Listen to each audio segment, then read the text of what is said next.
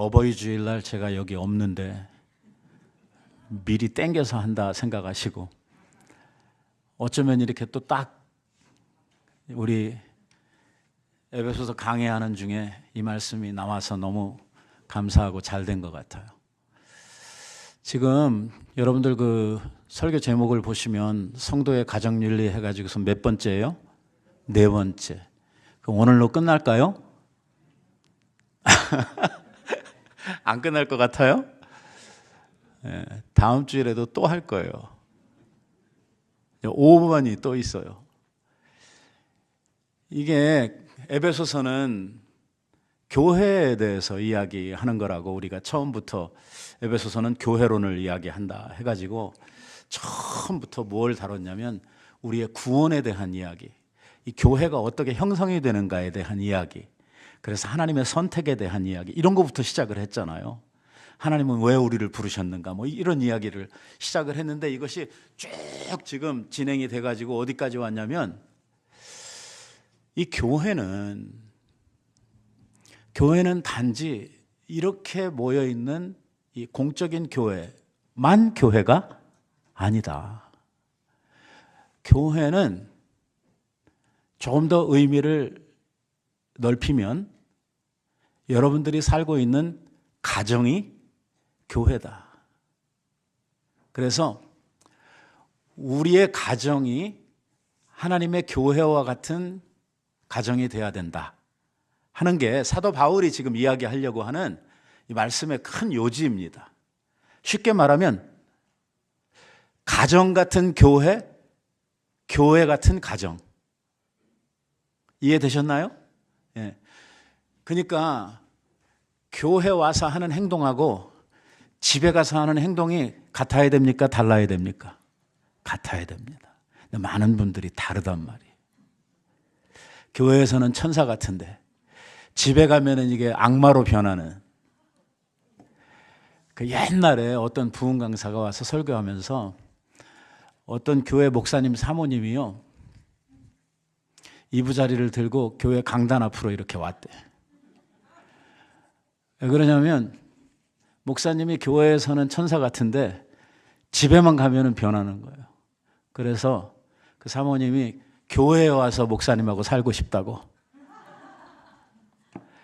이부자리 들고 이 교회로 왔다고 하는 그런 이야기를 옛날에 어떤 그 부흥 강사가 했던 이야기가 기억이 나요. 그만큼 사람들이 교회 생활하고 가정 생활을 분리해서, 그러니까 많은 성도들이 이 문을 딱 나가면서부터 다른 사람들이 돼요. 이제 우리가 가정윤리를 끝나고 나면은요, 그 다음에 어디로 가냐면 사회윤리에 대한 것으로 가요. 그러니까 바울이 지금 이 교회를 가르치면서 이 교회를 어디에 적용을 하고 있는지 우리가 잘 유심히 봐야 될 필요가 있어요. 이 성도들이 하나님의 자녀로 신앙생활을 해가고 하나님의 나라를 이루어간다 할 때에 그 의미는 여기서만 이루어지는 나라가 아니라 우리의 가정에 임하는 나라, 우리의 직장에 임하는 나라, 내가 가는 곳마다 빛이 감으로 말미암아 어둠이 물러나고 오늘 그 빛으로 인해서 생겨나는 하나님의 나라가 내가 가는 곳마다 임하여야 된다고 하는 이러한 관점에서 오늘 사도 바울은 이 교회를 점점 우리의 삶 가운데에 확대하고 적용하는 이러한 모습들을 볼 수가 있죠. 우리가 이 가정윤리를 생각을 하면서 뭐부터 시작을 했냐면 아내들이여 하면서 시작을 했어요. 어떻게 해야 된다? 남편한테 이렇게 해야 된다. 남편들아! 여편에게 어떻게 해야 된다? 사랑해야 된다. 얼만큼? 예수님이 교회를 위해서 자기 목숨을 내놓은 것처럼 그렇게 사랑해야 된다. 이 부부간에 이르는 이러한 사랑은 가정 안에서 이런 모습으로 연합되어야 된다. 바로 그것이 하나님이 원하시는 가정의 원형이다 하는 이야기를 했어요. 제일 먼저 부부 윤리를 이야기를 하고 가정의 큰 틀에서의 이 가정의 본질에 대해서 이야기를 한 다음에 오늘 여기에 온 거예요. 3번 이야기하고 4번째 이야기가 온 거죠. 자, 가정에는 부부만 있는 게 아니고 또 뭐가 있습니까? 에? 자식들이 있죠. 그래서 자식들한테 이제 하는 말이에요. 자녀들아, 너희들 어떻게 해야 된다 하는 이야기를 하고, 이제 다음 주에 가면은 부모잖아요. 우리가 또 자식들 이야기를 했으니까 부모 된 자들에 대해서 너희 부모들아, 너희들은 어떻게 해야 된다 하는 이야기를 하는 거예요. 이게 중요한 것이 뭐냐면, 가정이 하나님의 나라, 하나님의 작은 교회다 이렇게 이야기를 할 때에, 교회도 하나님께서 세우셨고 가정도 하나님께서 만드셨어요. 제가 아주 자주 이야기를 하는 것 중에 하나인데, 이 세상에 있는 모든 이러한 조직이나 단체, 그리고 이런 어떤 공동체를 놓고 볼 때에 다른 것들은 다 사람이 만들었는데 딱 두 가지를 하나님께서 이 세상에 두셨는데, 그게 하나는 가정이고 하나는 교회예요. 이게 하나님에게 속한 이러한 기관이기 때문에 하나님의 법이, 하나님의 의지가 그곳에 통해야 된다는 거예요. 그곳에 서야 된다는 거예요. 왜? 하나님이 세웠으니까. 하나님이 만든 기관이니까 하나님의 뜻, 하나님의 의지, 하나님의 말씀이 그 가운데 서야 된다는 거예요. 그러니까 우리가 흔하게 생각하면 가정이라고 하는 것은 남자와 여자가 결혼을 해가지고 한 가정을 이루고 애들 낳고 이러면서 살아가는 하나의 그 기본적인 사회 단위라고 이렇게 생각을 하고, 그냥 자기들끼리 자기 의지대로 자기 원하는 대로 어떤 목표를 세우고 열심히 살아가는, 이렇게 생각을 할지 모르지만 그렇지 않다는 거예요. 가정은 우리의 눈으로 이렇게 보는 것처럼 그렇게 간단한 데가 아니라는 거예요. 가정은 하나님께서 세우시고 가정을 이루게 하는 과정에서 하나님의 특별하신 간섭하심이 있다는 거예요. 한 남자가 부모를 떠나서 한 여자와 합하여 한 몸을 이루고 한 가정을 세우는 것이 내가 사랑해서, 내가 원해서, 나한테 맞는 사람이기 때문에 택하여 하는 결혼이 아니라, 성경적 관점에서 보면 하나님께서 한 남자와 한 여자를 택하시고 그들을 하나 되게 하시는 하나님의 연합이라고 말씀을 하고 있는 거예요. 그래서 결혼에 대해서 뭐라고 이야기를 하냐면, 하나님께서 하나 되게 하셨으니 사람이 이를 나누지 못할지니라 라고 말씀하는 거예요. 근데 불행하게도 처음부터 이 결혼에 접근을 할 때에 이런 하나님의 연합, 하나님의 간섭하심, 하나님의 섭리, 하나님의 경륜에 의해서 되어지는 결혼, 이렇게 생각을 하는 것이 아니라 처음부터 그냥 내가 원해서, 나의 어떤 조건에 맞고 나의 어떤 이 기호에 맞기 때문에 남자를 택하고 여자를 택해가지고 사랑으로 결혼했어요. 사랑이 식어지면 어떻게 해요? 사랑해서 결혼했으니까 사랑이 식어지면 어떻게 해야 돼요? 예? 이혼해야죠. 그러니까 오늘날 이혼이 너무 많잖아요. 뜨겁게 사랑했는데 냄비처럼 끓어올랐다가 그 사랑이 훅 식어지고 사랑이 딴 데로 옮겨갔어요. 그러니까 이혼하는 거죠. 이게 결혼이라고 하는 것, 가정이라고 하는 것을 사람의 관점에서 자기중심적으로 이렇게 생각을 하고 이렇게 판단을 하고 접근을 하니까 그 결혼이 너무 위태로운 거예요. 왜냐하면 우리 사람이 온전하지를 않거든요. 우리들은 너무나 약하고 너무나 변덕도 심하고, 한번 솔직히 생각을 해보세요. 우리들이 얼마나 변덕이 심한지. 아침 다르고 저녁 다르잖아요. 그래도 옛날에는요, 조석죽변이라고 그랬거든요. 아침 저녁이 다르다. 요즘은요, 시대가 변하다 보니까 이제는 아침 저녁이 아니라, 이게 뭐 자기가 자기를 모를 정도로 달라져요. 내가 나를 모르는데 네가 나를, 뭐 이런 노래도 있잖아요. 이게 정신없어요. 내가 나를 몰라요. 내가 뭘 원하는지, 내가 뭘 좋아하는지, 내가 뭘 목표로 살아가는지 뭐 아무것도 모르겠어요. 혼돈 속에 살아요. 그러다 보니까 이런 사회적인 결합, 자기의 어떤 마음의 기호에 따라서 정한 결합, 이러한 것들이 상황이 변하고 환경이 변하고 내 마음이 변하면 어떻게 되죠? 깨어질 수밖에 없는 이러한 결혼으로 바뀌어져 버렸단 말이에요.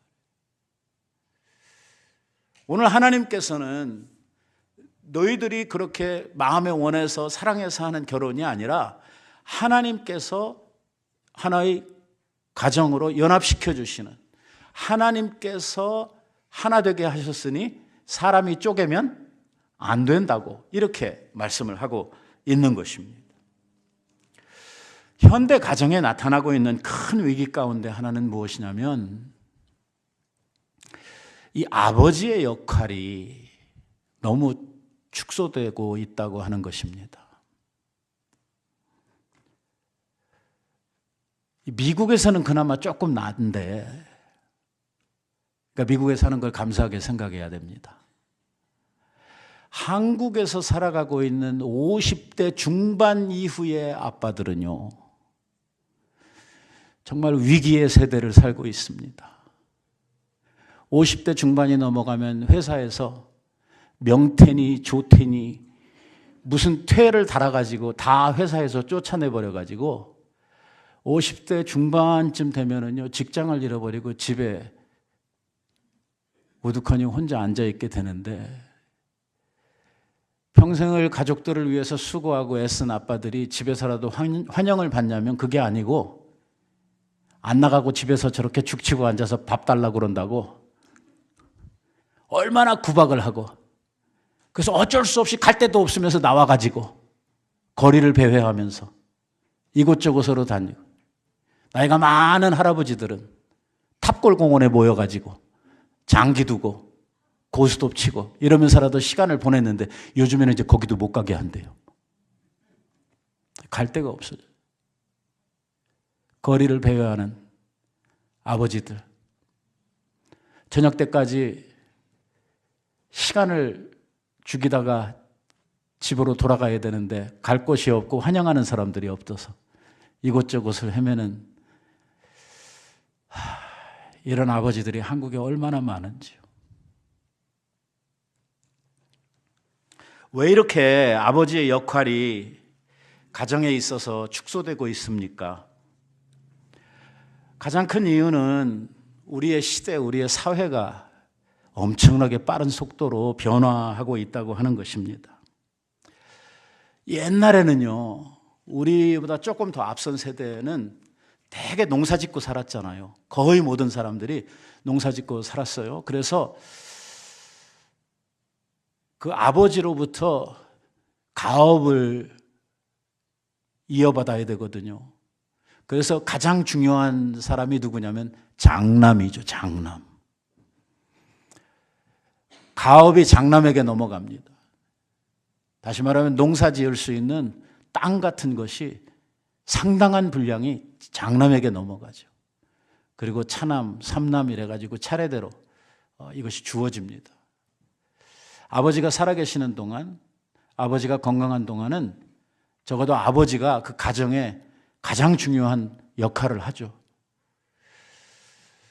가정에 어떤 경제적인 수입을 가져오는 농사 짓는 그 모든 것들을 누가 관장하냐면 아버지가 관장을 하거든요.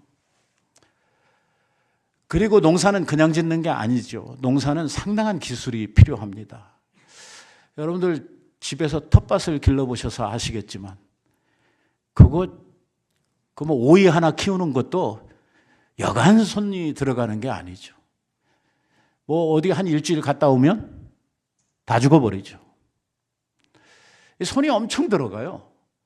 그리고 이것을 어떻게 관리하느냐에 따라서 수확이 달라지잖아요.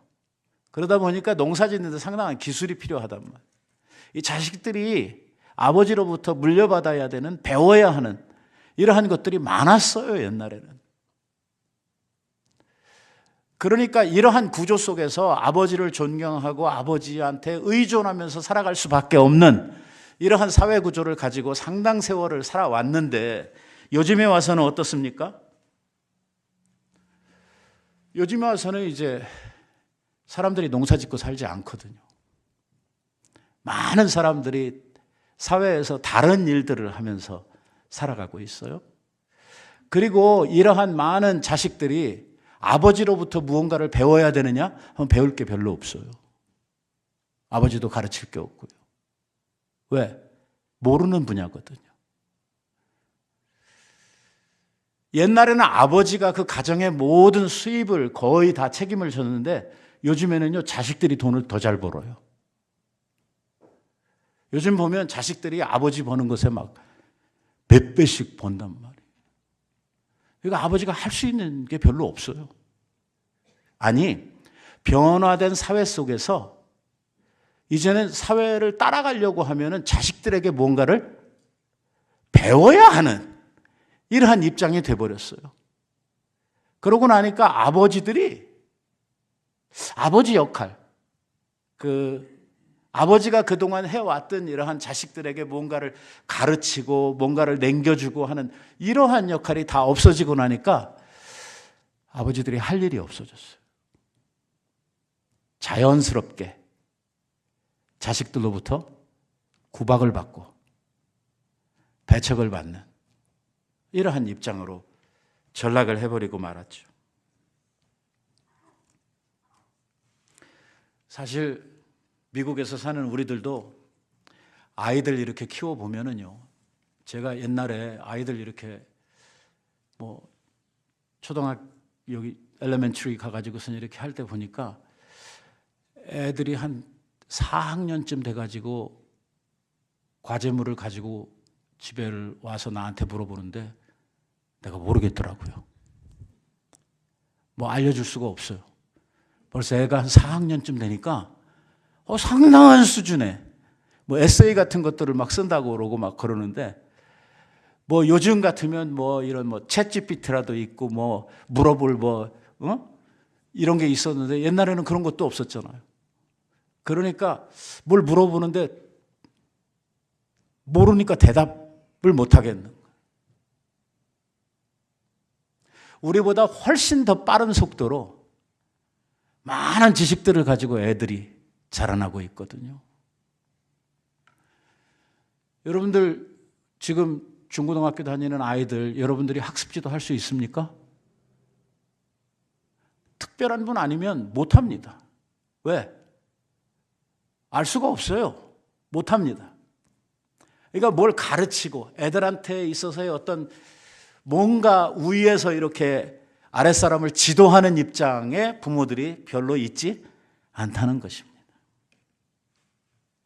기껏해야 우리가 할 수 있는 일이 밖에서 돈 벌어다가 애들 밥 먹이고 때 되면은 옷 사주고 신발 갈아주는 그 정도 역할을 우리가 할 뿐이지 그 이상 그들의 어떤 정신적인 또 사회적인 이러한 지도를 하기에 너무 어렵죠. 그리고 더 힘든 거는 애들이 벌써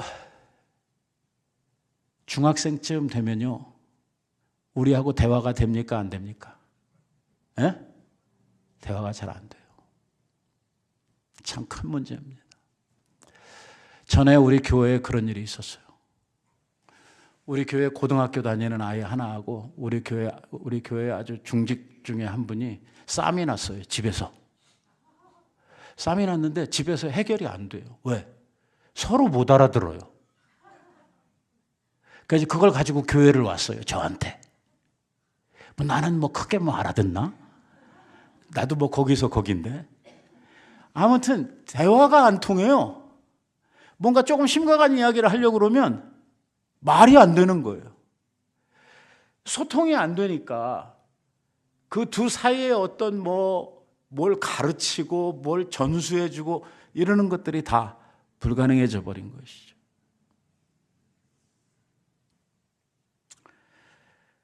그러다 보니까 아버지들 또 우리 어머니들이 자식들에게 그 권위를 인정받지를 못하고 또 가정에서 우리 부모가 해야 되는 원래의 하나님께서 우리 가정을 세우시면서 부모들에게 맡기셨던 아버지에게 맡기셨던 롤, 엄마에게 맡기셨던 롤 이런 것들을 요즘 우리 시대에 하기가 어려워졌다라고 하는 문제입니다. 그리고 많은 이 부모들이 내가 부모로서 자식들에게 뭘 해야 되는지 이걸 모르는 부모님들이 의외로 많습니다.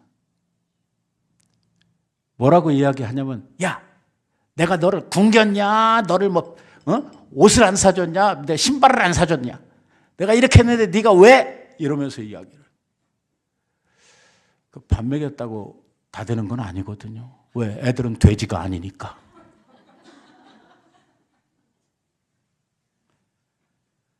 옷 사입혔다고 자랑을 하시는데 강아지도 옷 사입히잖아요. 부모가 해야 될 역할이 밥 먹이는 건가?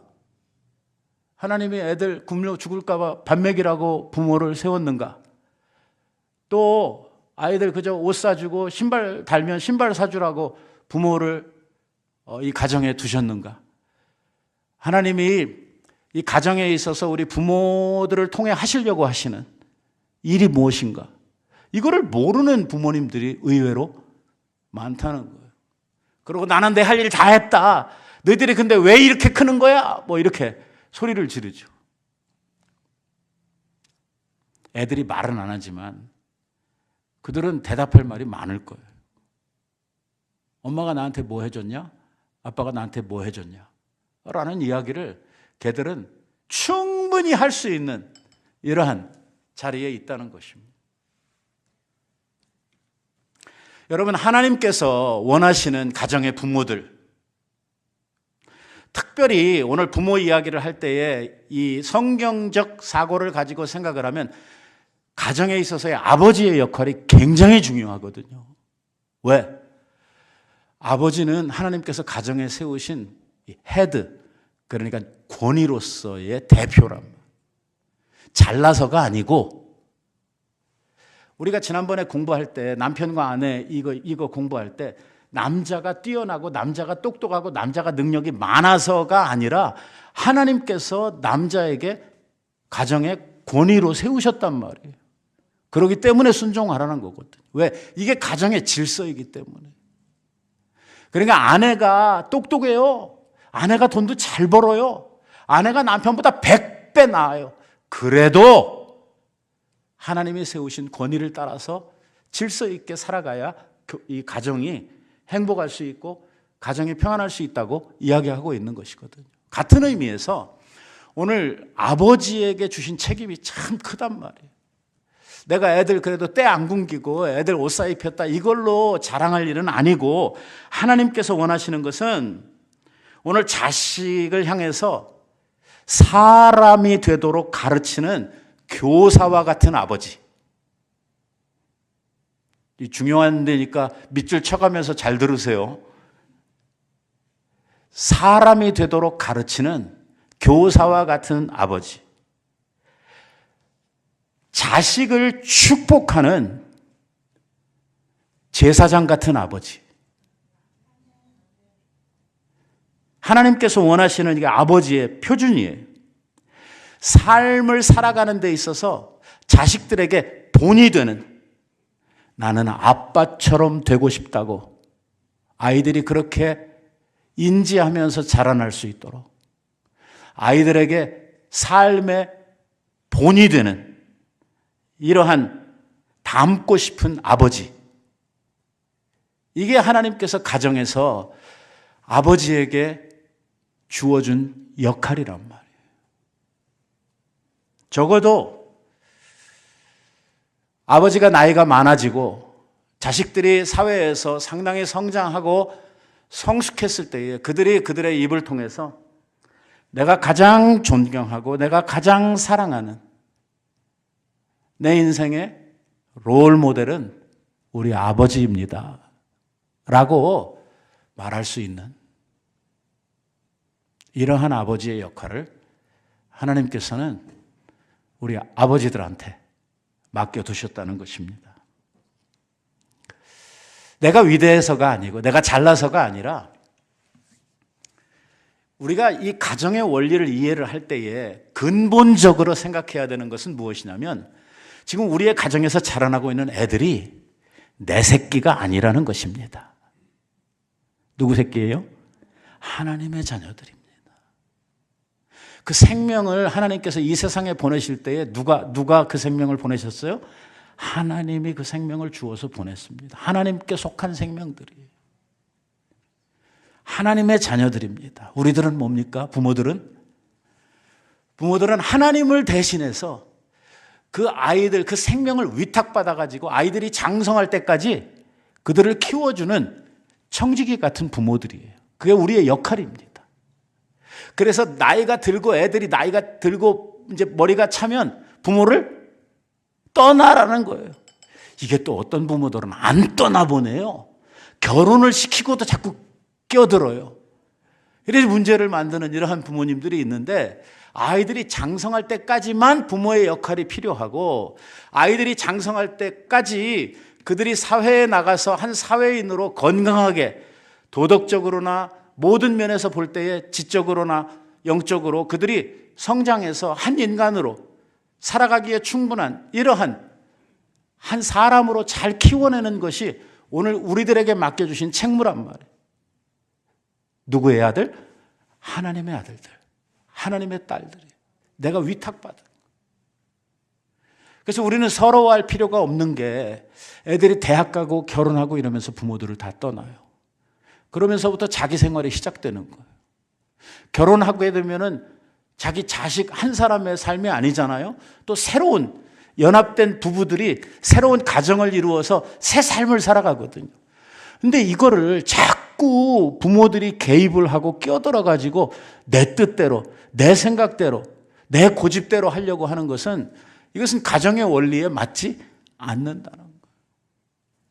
애들이 성장해서 한 성숙한 사람으로 나갈 때까지가 우리들이 감당해야 될 부모로서의 책임이고, 그 부모가 해야 될 일이 무엇이냐면 바로 조금 전에 제가 설명했던 그러한 역할을 부모들이 해야 된다는 거예요.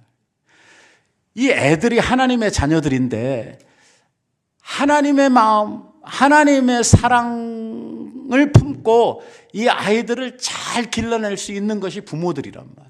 그래서 우리들한테 맡긴 거예요. 오늘 우리 부모된 사람들은 자식들을 정말 사랑합니다. 여러분들의 자녀들 다 사랑하시죠. 눈에 넣어도 안 아픈 자식들 아닙니까? 뭐 고슴도치도 지 새끼는 사랑한다고 그러는데, 애가 잘나고 못나고를 떠나서 일단 내 속으로 낳은 내 자녀들은 사랑하도록 되어 있습니다. 왜? 하나님께서 그렇게 만드셨어요. 하나님을 대신해서 애들을 보양하고 하나님을 대신해서 사랑으로 그 아이들을 길러야 되기 때문에 우리의 본성에 하나님께서 이거를 심어두신 거예요. 그래서 계명으로 너희들은 아이들을 사랑해야 될지니라 이렇게 안 해도 부모들은 자식을 사랑하도록 되어져 있습니다. 가만 놔둬도 지 자식은 사랑해요. 어디 가서 지 자식이 한 대 얻어맞고 와보세요. 속이 상하고, 가봐가지고선 상황 봐서 괜찮을 것 같으면 막 2대 3대라도 패주고 싶은 게 이게 부모 심정 아닙니까? 자기 자식은 엄청 사랑하거든. 근데 그 사랑이라고 하는 것이 물질적이고 세상적인 이러한 사랑에 머물러 가지고는 하나님께서 원하시는 이러한 가정의 온전한 역할을 부모들이 할 수가 없다고 이야기를 하는 거예요. 그런데 오늘 본문에 보면 자녀들에게 이야기를 합니다. 자녀들아, 너희 부모를 주 안에서 순종하라. 이것이 옳으니라.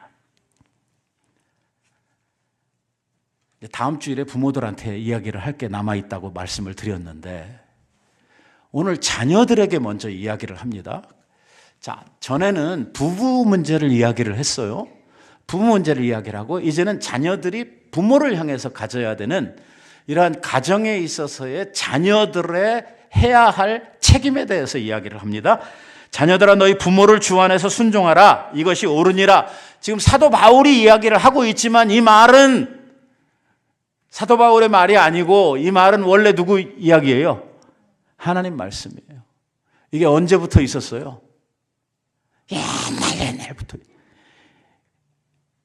십계명에 하나님께서 모세에게 시내산에서 하나님 백성으로서의 언약식을 가지실 때, 그때 너희들이 내 백성이라면 이렇게 살아야 된다라고 이야기를 하시면서 10계명을 주셨죠. 10계명을 주셨어요. 그 중에 4계명이 하나님께 대한 계명이고 6계명이 사람들을 향해서 준 계명인데, 사람들을 향해서 준 계명 가운데 첫 번째 오는 계명이 뭐냐면 바로 요거였어요. 부모를 공경해라. 이게 그래서 하나님께서 인류 내에 주신 첫 번째 계명, 그러니까 모든 계명의 대표가 되는 계명, 가장 중요한 계명으로 하나님께서 말씀을 하신 것이죠. 요즘 세상이 진짜 많이 변해가지고 자식들이 부모를 무시하고 이 불경스러운 삶을 살아가는 이러한 모습들이 세상 천지에 정말 파다하게 하나의 무한한 문화처럼 이렇게 흘러가고 있는 이 시대 속에서 오늘 크리스찬 가정에 있는 자녀들을 향해서 하나님께서 분명하게 오늘 말씀하고 있는 것은 주 안에서 내 부모를 순종하라는 것입니다. 부모를 순종하라, 부모를 공경한다 하는 이 의미가 이 부모가 하는 말은 뭐든지 다 들어야 된다, 그런 뜻은 아닙니다. 이 속에 어떤 의미를 담고 있냐면, 부모는요, 하나님께서 하나님 대신 그 아이들을 기르도록 하나님의 권위를 누구에게 두셨어요? 부모에게 두셔가지고 하나님의 손이 되고 하나님의 마음이 되어서 아이들을 기르도록. 그러니까 자식들은 부모를 그냥 단순한 나를 낳아준 육신의 부모, 이거를 넘어서 뭐로 생각을 하라는 거예요? 하나님의 권위를 가진 부모로 생각을 하라는 것입니다.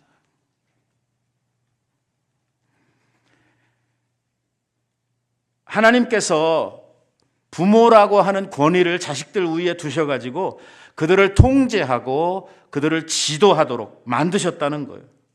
중요한 것은 이것입니다. 아이들이요, 태어나면 굉장히 이쁘고 좋습니다.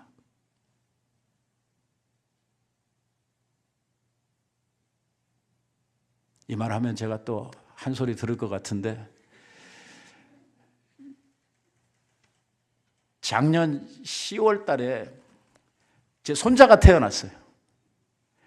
그래서 우리 아들이 얘 크는 과정을 계속 사진으로 찍어가지고 보내요. 사진만 봐도 좋아요. 그 애 토실토실하게 이렇게 웃으면서 커가는 모습 보면은 너무 이쁘죠. 좋아요. 좋은데 분명하게 알아야 될 사실은 뭐냐면, 그렇게 이쁘고 조그만 그 아이 속에는 뭐가 들어있냐면 인간의 죄성이 들어있다는 거예요.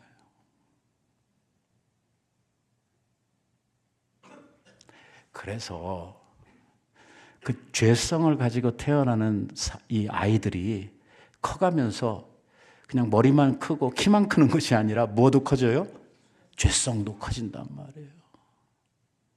그래서 그것을 부모들이 지도하고 교육하고 순화해서 그 죄가 애를 다스리지 못하도록, 그 아이들이 자라나면서 자기 속에 있는 욕망과 자기 속에 있는 죄를 다스릴 수 있도록 이거를 교육하고 이거를 가르치고 보여주고 해야 될 역할이 누구의 역할이냐면 부모의 역할이란 말이에요. 여러분들 보세요. 이 아이들이 그 조금만 해서는 아무것도 못하냐면, 기지도 못하니까 아무것도 못하지요. 그러니까 우리가 보기에는 한없이 예쁘고 귀엽기만 해요. 근데 여러분들 조금 커보세요. 이것들이 조금 크면은요 달라집니다. 이게 벌써 질투라는 걸 알게 되죠. 이제 둘째 아이가 태어나게 되면 그 첫 번째 아이 속에 있었던 그 질투의 본능이 시작이 됩니다. 시간이 없어서 제가 이야기를 다 못하겠습니다만, 애들 가만히 관찰해 보세요. 부모님 있을 때 하는 행동하고 부모님 없을 때 하는 행동이 다릅니다. 엄마나 아빠가 어디 나가면 엄마 아빠 없을 때 뭘 해야 되는지 아이들이요 귀신같이 합니다. 그저 나쁜 짓을 하는 거예요. 부모님 없을 때. 있을 때는 못해. 그러니까 그 안에 하여튼 고삐만 놓으면 죄로 달려가려고 하는 본성이, 욕망이 이 애들 속에 있단 말이에요.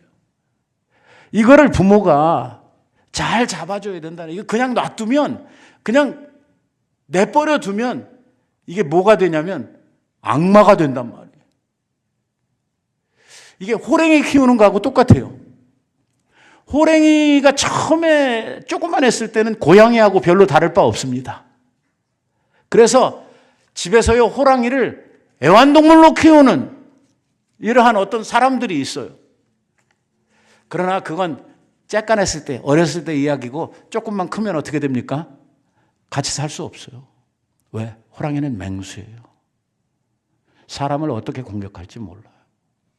옛날 라스베가스에서 호랑이를 어렸을 때서부터 데리고 훈련을 시키고 열심히 그 조련을 해가지고 서커스에 데리고 나와서 그 호랑이 쇼를 하는 그 사람들이 있었어요.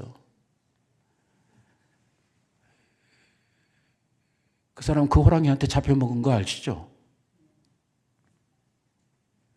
평생을 같이 살았는데 어렸을 때서부터 사랑을 주고 조련을 했는데 훈련을 했는데 결국은 그 호랑이한테 잡혀먹었어요. 누구 잘못일까요?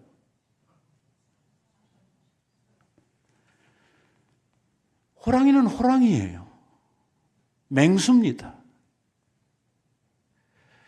이 사람을 키워가는 과정에 있어서 이 아이들이 어른이 돼가는 과정에 있어서 순간순간 때를 따라서 그들이 받아야 될 교육들, 지도, 그리고 그들이 본을 따라서 행하는 이러한 모든 일들, 이게 부모로부터 습득이 돼야 되거든요. 근데 이게 안 되면 아이들이 커가지고 이 사회에서 불행하러, 이 사회에 해악을 끼치는 이러한 아이들로 자라날 수밖에 없다고 하는 것이죠. 오늘날 우리의 주위를 보면은 자식들이요, 굉장히 부모에 대해서 막 막대하고 소리 지르고 이 부모에 대해서 정말 불경한 이러한 아이들을 쉽게 찾아보게 됩니다. 도리어 요즘에는요, 온순하고 부모를 잘 정말 섬기는 이러한 아이들 찾아보기가 어렵습니다. 그만큼 오늘 가정에 있어서 부모들의 어떤 책임, 역할 같은 것들이 제대로 실현되고 있지 않다고 하는 것을 우리들에게 가르쳐주고 있는 것입니다. 오늘 이 가정을 통해서 자라난 아이들이 사회 공동체에 나가서 하나의 인간으로서 어떤 역할을 하고 다른 사람들에게 어떤 영향을 미치면서 살아갈 것인지가 바로 가정에서부터 만들어지고 준비된다고 하는 사실이죠.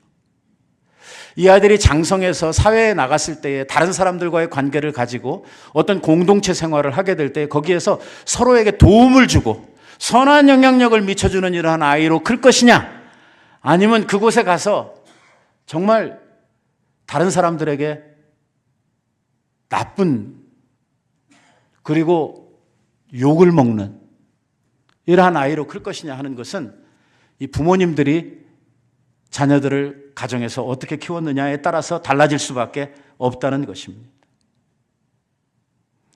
오늘날 이 아버지들, 부모님들이 자식들에게 그 권위를 인정받지 못하는 이러한 상황에서 오늘 성경이 가르치고 있는 것은 자녀들은 부모를 공경해야 되는데 부모가 능력이 있어서가 아니라, 부모가 잘나서가 아니라 딴 부모님보다 우리 부모님이 훨씬 더 잘났기 때문에 공경하는 것이 아니라 하나님께서 너희에게 주신 부모는 하나님의 권위를 그곳에 두셨기 때문에 하나님 섬기듯이 부모님을 공경해야 된다라고 지금 성경이 이야기를 하고 있는 것입니다. 여러분, 하나님의 자녀된 자들이 부모의 권위를 하나님과 같은 권위로 생각을 하고 부모에게 순종하는 것, 이것이 바로 하나님의 뜻이다. 이것이 바로 가정을 이루어가는 데 있어서 중요한 가정의 원리 가운데 하나다라고 지금 사도 바울이 가르치고 있는 것입니다. 내 부모를 주 안에서 순종하라 이렇게 이야기했을 때에 주 안에서 순종해라 하는 이 말을 좀 오해하시는 분들이 있어요. 그러니까 주 안에서 순종하라 그랬으니까 하나님 안에서, 성경 안에서 말씀에 일치하는 것만 순종하고 듣고 나머지는 내 마음대로 해도 된다 하는 이러한 뜻으로 해석해서는 안 된다는 것이죠.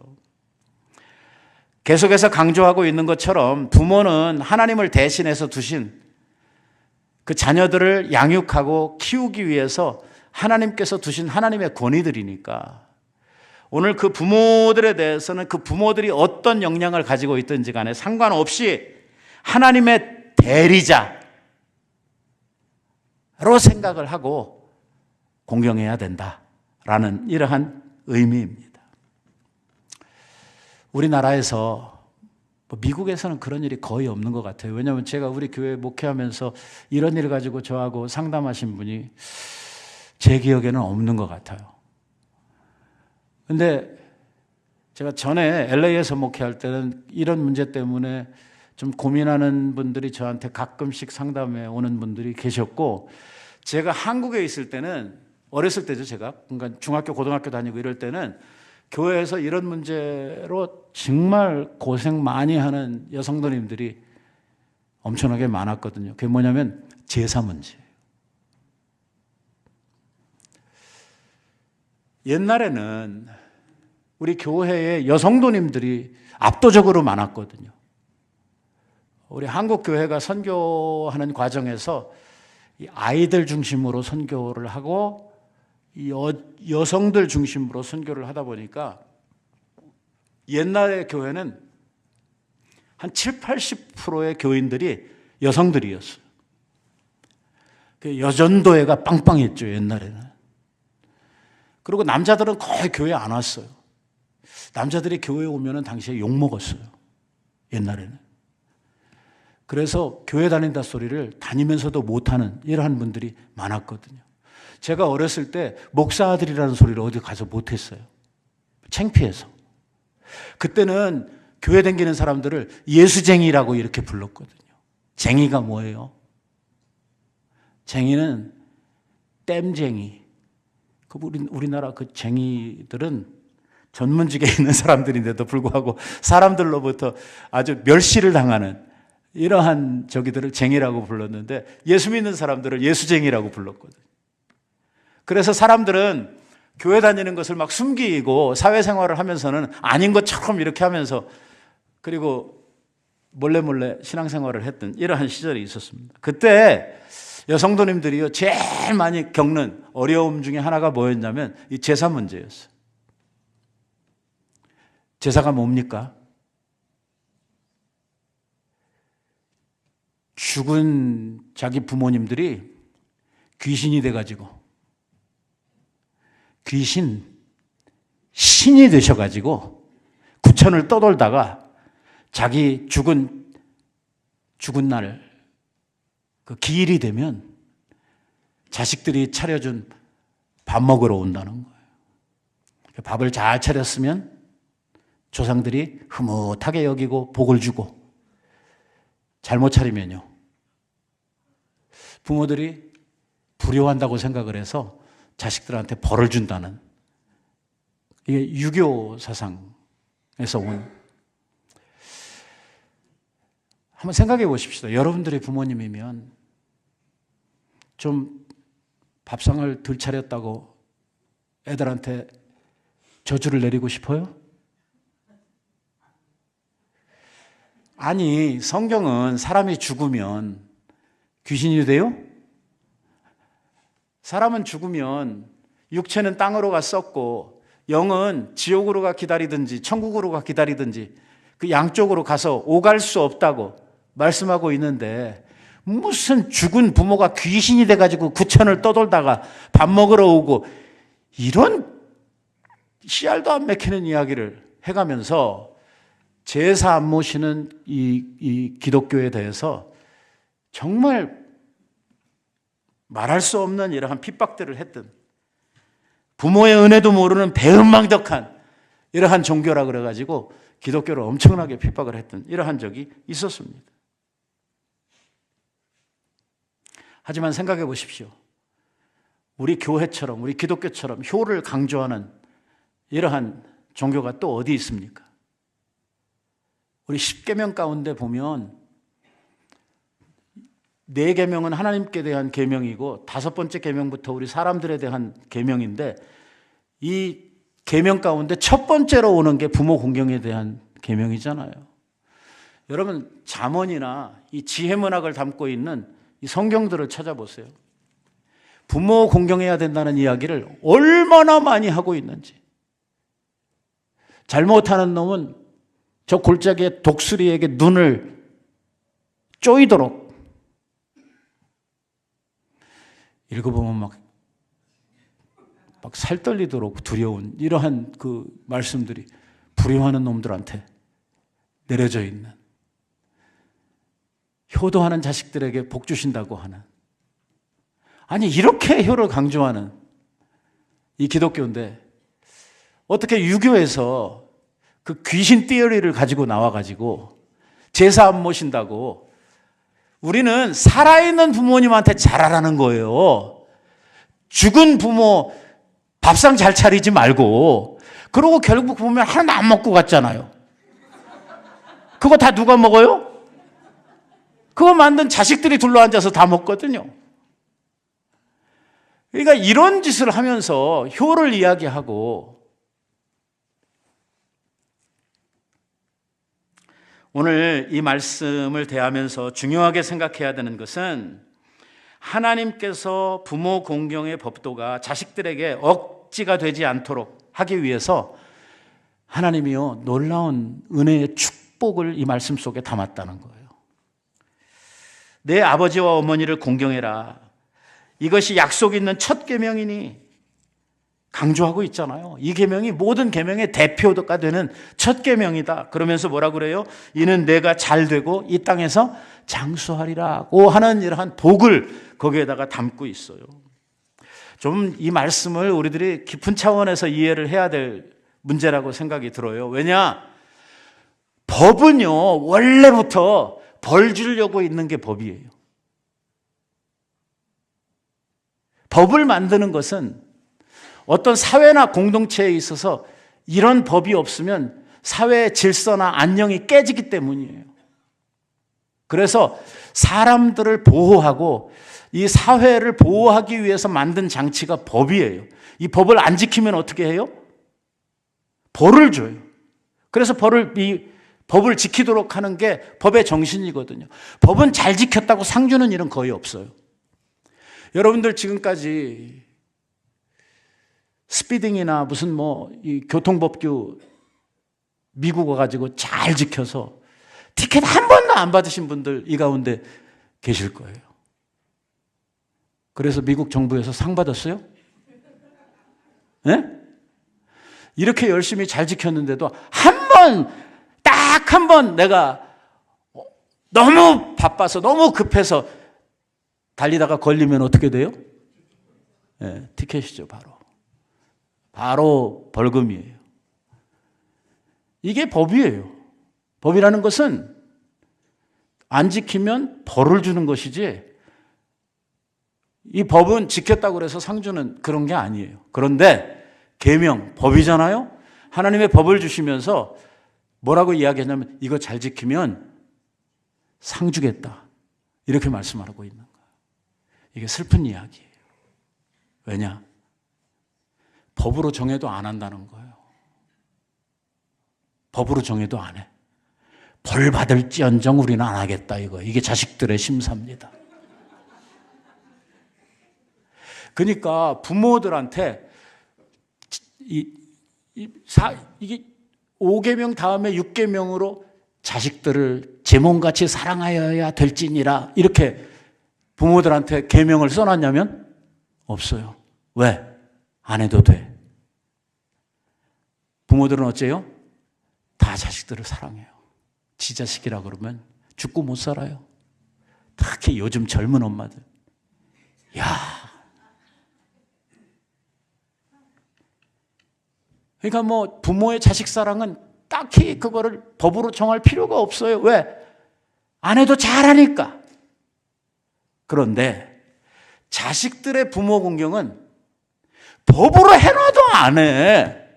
법으로 해놔도 이거 안 하면 벌 받는다고, 이거 안 하면 하나님의 저주 가운데 들어간다고 막 눈을 막 독수리한테 막 이렇게 쪼일 거라고 이렇게까지 이야기를 해도 안 해. 부모 공경. 지독해요. 그러니까 하나님이 이거 잘하면 내가 상도 줄게. 상도 줄게. 이래가면서 거기에다가 상과 벌을 같이 이렇게 얹어 놓으신 거예요. 얼마나 중요해. 얼마나 중요하면. 여러분, 오늘 우리들이 이러한 그 말씀을 대하면서 정리해야 되는 부분이 뭐냐면 하나님이 우리 가정에 대해서 얼마나 많은 관심을 가지고 계시나 하는 이야기예요. 오늘 지금 이 주제를 하나씩 제가 이렇게 설교하면서 오늘 지금 4번째 가정에 대한 이야기를 하고 있잖아요. 이 성경도 에베소서 5장에서부터 시작한 가정에 대한 이야기가 지금 6장으로 넘어와서도 계속되고 있잖아요. 그러니까 이 교회를 가르치면서 이 교회라고 하는 것은 하나님을 나의 아버지로 모시고 있는 하나님의 자녀된 사람들의 모임 아니에요? 이 교회를 가르치면서 이 교회가 이렇게 모이는 이 모임이 교회가 다가 아니다. 교회는 여기에서 더 나아가서 이제 우리의 가정이 교회가 된다. 이제 다음에 나가면 우리가 일하고 있는 일터가 또 교회로 변해야 된다 하는 이야기를 이제 할 거예요. 우리 성도라고 하면, 내가 빛의 자녀라고 하면 내가 가는 곳마다 어둠이 물러가고 빛된 나로 인해서 세상이 변해야 되는, 너희는 세상의 빛이라 어둠이 너희를 이기지 못한다. 너희의 빛을 환하게 비추어서 온 세상으로 하여금 하나님께 영광을 돌리게 해라. 이게 우리에게 주신 사명이거든요. 그러니까 이렇게 우리의 빛을 밝혀가야 될 우리의 사명이 어디에 있다는 거냐면 가정에 있다는 거예요. 부부 생활, 자녀와의 관계, 이러한 것들을 통해서 우리가 온전한 가정을 이루고 살 때에 오늘 이 가정을 통해서 하나님의 빛이 온 세상에 아름답게 전달되게 될 것이라고 하는 이러한 말씀을 하고 있는 것입니다. 오늘 우리들이 하나님의 계명을 잘 지키고 하나님을 사랑함으로 말미암아 장차 영원한 나라에 가서 주님으로부터 받을 상급이 있죠. 하지만 오늘 이 계명에 대한 부분은 하나님의 나라에서뿐만이 아니라 이 세상을 살아가는 동안에도 그러한 복을 주시겠다는 것입니다.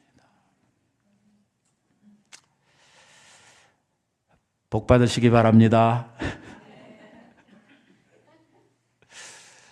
예, 부모님들한테 잘해야 됩니다. 부모님들을 우습게 생각하면 안 됩니다. 우리 부모님들 진짜 하나님처럼 우리가 그 권위를 인정하고 사랑해야 됩니다. 부모가 나한테 꼭 잘했기 때문에, 부모가 나한테 많은 걸 줬기 때문에가 아니라 하나님이 세우신 가정의 권위이기 때문입니다.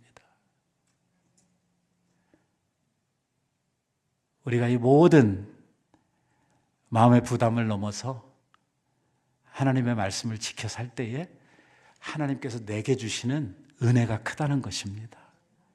내 마음에 평화가 있고 하나님이 내 삶에 부어주시는 놀라운 축복이 있다는 것입니다. 이러한 가정생활을 통해서 하나님께 영광을 올려드리고 하나님을 기쁘시게 하는 것이 오늘 하나님의 자녀된 우리가 해야 할 우리의 본분이라고 가르치고 있는 것입니다. 우리 교회에 있는 모든 우리 성도님들의 가정이 이러한 천국 같은 교회 되시기를 예수님의 이름으로 축원드립니다. 기도하겠습니다.